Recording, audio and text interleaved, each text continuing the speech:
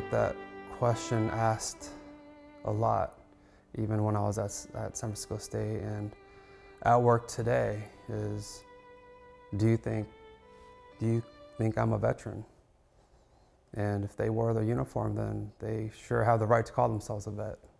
You know, growing up, I wasn't the greatest kid, right? My dad was like, "Oh man, you should just join the military, or I'm gonna ship you away to the military." You know, if you talk to Asian descents, they really live by, their culture.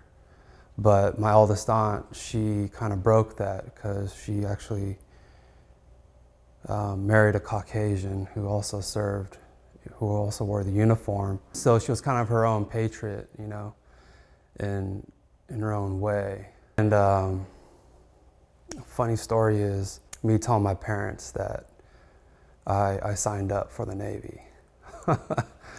That feeling or that response will forever be engraved in my head. My dad's always been my biggest supporter. In 2001, Benjamin Yang enlisted in the United States Navy. I was at San Jose State when 9/11 happened.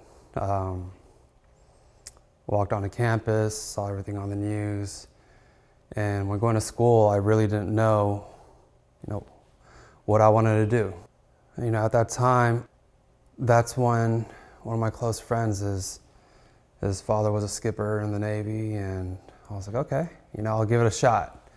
And so I joined, went in as aviation ordnance, and when I was done with my time in 2005, I got out and I still didn't know what I wanted to do. I was injured, have permanent nerve damage, and going through the VA, you kind of go through a cycle. Doctors and physicians, they're on rotation, so you kind of really telling them your story, going through the same treatments, and it came to that point where I realized, hey, if I want to get better, I got to figure out what's going on with me. So I studied kinesiology. After serving in the United States Navy, Benjamin enrolled at San Francisco State and met more veterans who shared his experience.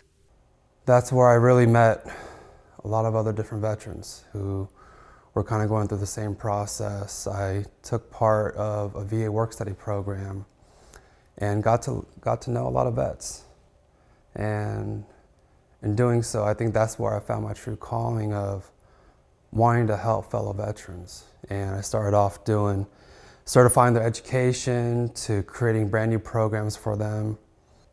And in doing so, I think that's where I found my true calling of wanting to help fellow veterans. Benjamin's true calling of helping veterans continues. On June 15, 2020, Benjamin began working at the Contra Costa County Veterans Service Office.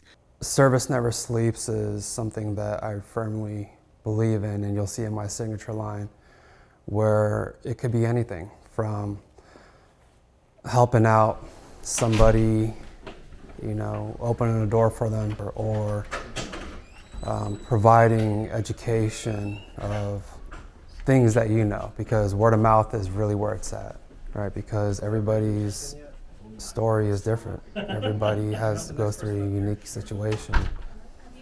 Service to me is just really giving back the best way that you can.